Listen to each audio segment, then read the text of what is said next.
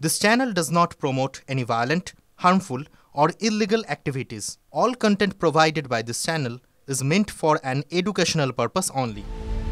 অগ্নি 5 অর্থাৎ ভারতীয় সেনার ব্রহ্মাস্ত্র এখন আরও বেশি শক্তিশালী। দীর্ঘ পরীক্ষা নিরীক্ষার পর অগ্নি 5 মিসাইল এখন MIRV সক্ষম ব্যালিস্টিক মিসাইল। MIRV অর্থাৎ মাল্টি ইন্ডিপেন্ডেন্টলি টার্গেটেবল রি এন্ট্রি ভেহিকলস।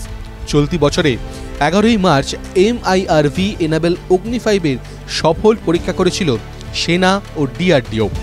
প্রতিরক্ষা মন্ত্রক সূত্রে খবর, MIRV এনাবেল অগ্নি 5 এখন পুরোপুরি প্রস্তুত। চাইলে এখনই এটি ব্যবহার করা যেতে পারে। MIRV এনাবেল হলে কি সুবিধা? MIRV এনাবেল ক্ষেপণাস্ত্র একই সঙ্গে একাধিক ওয়ারহেড বহন করতে পারে, অর্থাৎ একটি ক্ষেপণাস্ত্র একসঙ্গে একাধিক টার্গেটে হামলা চালাতে পারে। পাশাপাশি একাধিক ওয়ারহেড দিয়ে একটি টার্গেটেও হামলা করা যায়। তাতে হামলার অভিঘাত অনেকটা বেশি হয়। কিভাবে কাজ করে এটি? প্রথম পর্যায়ে স্বাভাবিকভাবেই ক্ষেপণাস্ত্র উৎক্ষেপণ করা হয়। দ্বিতীয় ভাগে আকাশে থাকাকালীন ওয়ারহেডগুলি একে অন্যের থেকে আলাদা হয়ে যায়। তৃতীয় পর্যায়ে ওয়ারহেডগুলি টার্গেটের উপর আঘাত আনে। ওয়ারহেডগুলি যাতে টার্গেট মিস না করে সেজন্যও একটি বিশেষ প্রযুক্তি ব্যবহার করা হয়। এই MIRV এনাবেল ওয়ারহেডগুলি হালকা, তাই সাঁজোয়া গাড়িতেও এগুলি বহন করা যায়। MIRV এনাবেল ক্ষেপণাস্ত্রকে চিহ্নিত করাও খুব একটা সহজ নয়। বিশ্বের খুব কম মিসাইল ডিফেন্স সিস্টেমেরই সেই ক্ষমতা রয়েছে। ভারতের হাতে এই প্রযুক্তি আসাটা নিঃসন্দেহে প্রতিরক্ষার ক্ষেত্রে একটা বড় সাফল্য।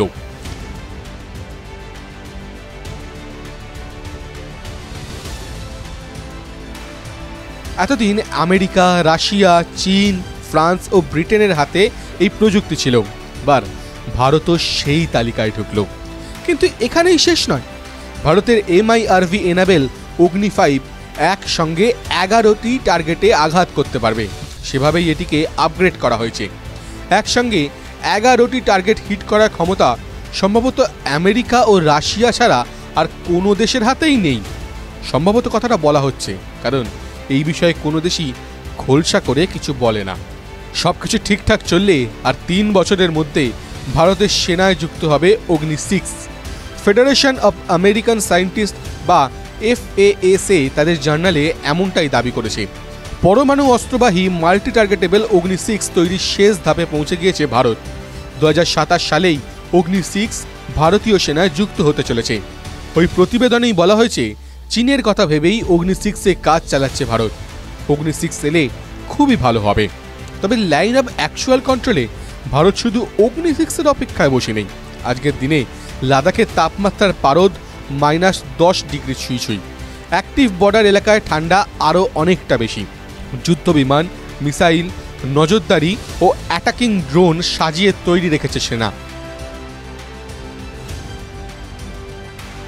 ডিসেম্বরে আমেরিকা থেকে কেনা 3টি AH-64E আর্মি হেলিকপ্টার সেনার হাতে আসার কথা। সেগুলোও LOC-তেই মোতায়েন হওয়ার কথা। TV9 Bangla digital.